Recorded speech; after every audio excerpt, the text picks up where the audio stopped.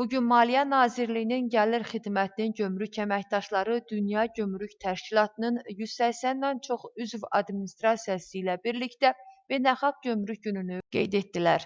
Peşəkar gündə Baş nazir İrakli Qobaxidze gömrük xidmətinin əməkdaşlarını təbrik edərək yerinə yetirdikləri dövlət məsuliyyətinə görə onlara təşəkkür etdi.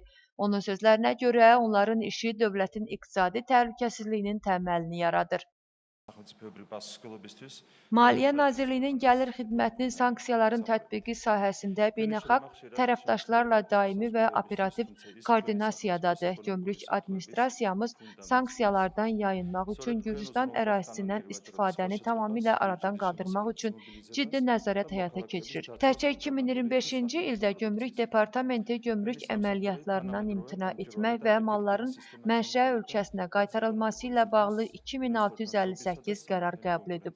Bu məlumatlar dövlətimizin qlobal təhlükəsizliyə qarşı məsuliyyətli münasibətini açıq-aşkar təsdiqləyir və Gürcüstanın etibarlı beynəlxalq tərəfdaş kimi nüfuzunu bir daha vurğulayır. Gürcüstan hökuməti sizin ləyaqətli şəraitiniz və inkişafınız üçün qayğı göstərərək gömrük xidmətinə institusional dəstək göstərməyə davam edəcək. Çünki uğurunuz birbaşa ölkəmizin gücündən xəbər verir. Bir daha sizi Peşə Bayramınız münasibətilə təbrik edir, vətənimizin rifahı naminə sizə sülh və uğurlar arzulayıram.